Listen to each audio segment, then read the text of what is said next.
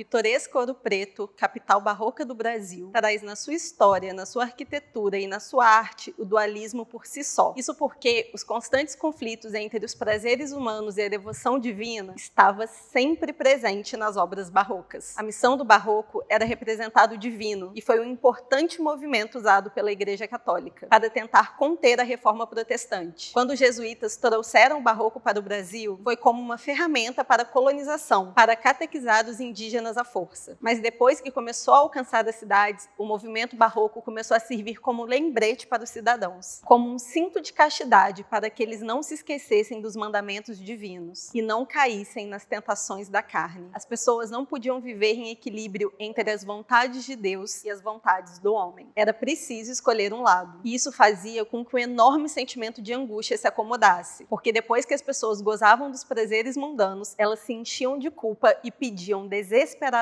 o perdão a Deus. Então, tudo é paradoxal. E automaticamente, tudo que não é do Deus cristão é do mal. E não podemos esquecer também que o movimento barroco surgiu no auge da Inquisição e do movimento do caça às bruxas. Uma coisa acaba complementando a outra muito bem. Mas afinal, por que diachos eu tô falando de barroco aqui nesse canal? Como eu disse para vocês, Ouro Preto é a capital barroca do Brasil. É a primeira cidade brasileira a receber o título de Patrimônio Mundial e é tombada desde 1938. O tempo pode até ter passado, mas Ouro Preto continua carregando nas suas entranhas o dualismo barroco. Por um lado, tem toda a divindade representada pela arquitetura, pelas igrejas rebuscadas e pelas esculturas. Mas por outro lado, Ouro Preto é também uma importante cidade universitária e por sua alta concentração de jovens e repúblicas é muito conhecida por suas festas. O Carnaval de Ouro Preto é considerado um dos melhores. As suas festas universitárias são tão famosas, mas tão famosas, que jovens saem de outros estados só para irem até elas. Então, por um lado, temos todo o peso divino que a cidade impõe, por outro lado, temos os mais puros prazeres da carne. E é nesse contexto que o caso de hoje está inserido.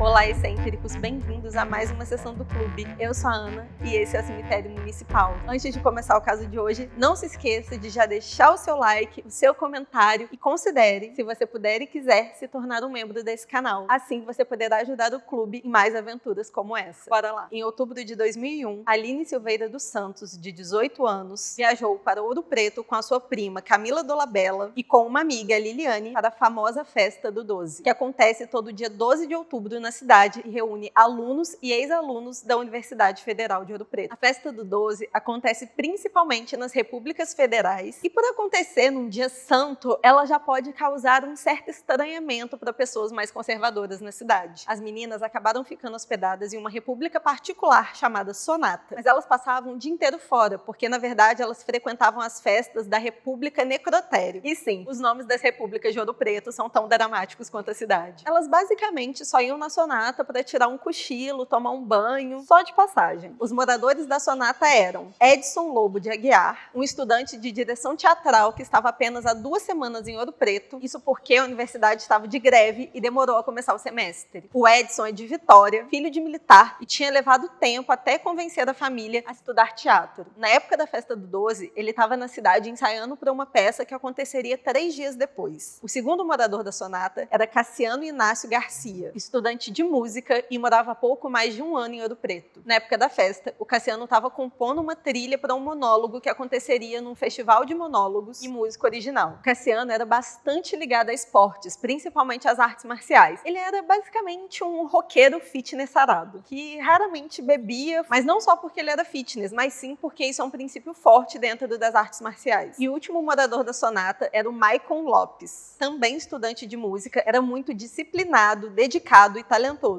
Ele passava muitas horas por dia estudando e se dedicando e por isso acabava passando muitas horas trancado dentro do seu quarto. E nem se sabe se ele realmente chegou a frequentar a Festa do 12 naquele ano de 2001. Mas beleza, as meninas estavam lá, mal conhecia eles, dava oi, tchau, bom dia, boa tarde, curtindo loucamente as festas, mas quando chega na hora de ir embora, elas não conseguem encontrar a Aline, que tinha se separado das amigas na tarde do dia anterior. Só que até então elas achavam só que a Aline tinha ido para outra festa, que tinha ficado tarde, que ela tinha dormido na casa de alguém, que ela tinha ficado com algum boy, alguma coisa do tipo. Então assim, nada de anormal. E o ano era 2001, e celular não era uma coisa muito popular. Então elas continuaram procurando pela amiga, até que começou a surgir um boato na cidade que tinha encontrado o corpo de uma menina em cima de um túmulo em um cemitério desativado da igreja Nossa Senhora de Mercês e Misericórdia. Naquele momento, a Camila e a Liliane imaginaram que existia sim a possibilidade dessa menina ser a Aline. Então elas foram para a Sonata e os meninos prontamente se disponibilizaram a ajudá-las. O pai do Edson já tinha trabalhado no homicídio de Vitória e ele ligou para o pai pedindo ajuda para saber como proceder naquela situação. E o Cassiano foi para ajudar a reconhecer o corpo. As meninas nunca tinham ido a Ouro Preto e os meninos estavam prestando esse suporte para elas. Algo normal, ainda mais para os mineiros. E a má notícia veio. Infelizmente, o corpo encontrado era o da Aline. Ele foi encontrado com 17 perfurações. Os braços estavam abertos e os pés cruzados, como se ela tivesse sido crucificada. E no seu corpo tinha pequenas marcas feitas com seu próprio sangue. Além disso, as suas roupas foram encontradas cuidadosamente dobradas em um túmulo ao lado. E a primeira coisa que passa na cabeça dos policiais é que a Aline tinha sido morta em um ritual macabro. E o delegado responsável pelo caso, um cristão fervoroso, também tinha convicção sobre isso. Então, antes de apurarem provas do crime, a polícia encontrou primeiro a suposta causa, o motivo, e depois seguiram moldando as investigações em cima das suas convicções. Com isso, os policiais ignoraram completamente evidências muito importantes. Por exemplo, sêmen foi encontrado no corpo da Aline e também alguns respingos em cima da sua roupa. Nunca fizeram testes e nunca tentaram encontrar o dono do sêmen, que pelas circunstâncias teria sido a última pessoa a estar com a Aline. Depois disso, a polícia também ignorou relatos de testemunhas que diziam ter visto a Aline com um traficante conhecido na cidade. E também deram uma leve ignorada no exame toxicológico da Aline, comprovando que ela tinha feito consumo de substâncias ilícitas. O exame toxicológico e o sêmen só serviram para uma coisa nesse caso, para montar uma imagem da Aline como uma jovem devassa e pecaminosa. Então, a polícia, ao invés de traçar uma linha do tempo e ir atrás de verdadeiras evidências, eles acharam uma atitude suspeita os meninos da Sonata estarem ajudando a Camila e a Aline. A Camila também foi vista como muito estranha aos olhos da polícia, porque ela também tinha um estilo de roqueira e usava o cabelo vermelho. E os meninos, por exemplo, faziam cursos que aos olhos de muito é coisa de vagabundo, de gente que não quer nada com a vida. Quando a polícia foi até a Sonata, eles encontraram alguns livros que o Edson tinha sobre RPG. O Edson jogava em Vitória e queria montar um grupo lá em Ouro Preto, só que até então ele ainda não tinha tido muito tempo para isso, porque ele tinha chegado há pouco tempo, estava na correria estudando, então os livros só estavam lá. Mas se você já assistiu os vídeos sobre o pânico satânico aqui no canal, você sabe que RPG já não tinha uma reputação muito boa. O jogo já estava associado naquela época ao satanismo e, consequentemente, os seus jogadores. E só bastou encontrar esses livros na Sonata para a polícia ter certeza de que a Aline tinha sido morta durante uma partida de RPG. E ela estaria jogando com o Edson, com o Cassiano e com a Camila. Nesse momento da investigação, a Liliane simplesmente some da história. E um dos motivos para isso ter acontecido pode ser o fato dela ser menor de idade. Então, a partir de agora, ela não aparece mais. A versão da polícia, sustentada pelo Ministério Público, foi de que a Aline teria perdido o jogo e que teria sido punida com a própria morte. Sim, seria, no caso, a personagem dela teria morrido e aí ela morreu também na vida real. A convicção da polícia era tão forte que apenas 3-4 dias depois do crime, o delegado já dava declarações na imprensa de que a morte teria sido causada durante uma partida do RPG e que ele já tinha os seus suspeitos. O burburinho já tinha corrido pela cidade, afinal, cidade pequena, e o Edson, que supostamente seria o mestre, foi o maior alvo de ataques, juntamente com a Camila, por ser prima da vítima. Ele chegou a ser ameaçado de morte e por isso voltou para a casa dos pais em Vitória 2 dias após o crime. Ele trancou a faculdade e nunca mais voltou, a não ser, claro, quando era convocado pelas autoridades. Já a Camila ficou completamente desamparada. Diferente dos demais, ela não teve apoio de familiares e amigos. Algo que posteriormente foi muito criticado foi a postura da imprensa durante a cobertura do caso. As matérias eram sempre muito parecidas e reproduziam apenas a visão do Ministério Público, que é o lado da acusação. Não tinha uma apuração de fatos, um jornalismo investigativo para saber se sequer aquilo que o Ministério Público falava fazia sentido. E a forma enganosa e superficial que falaram sobre RPG nas matérias fez com que o projeto sobre a proibição do RPG em todo o território brasileiro, feito pelo Procurador da República de Minas Gerais, Fernando de Almeida Martins, fosse amplamente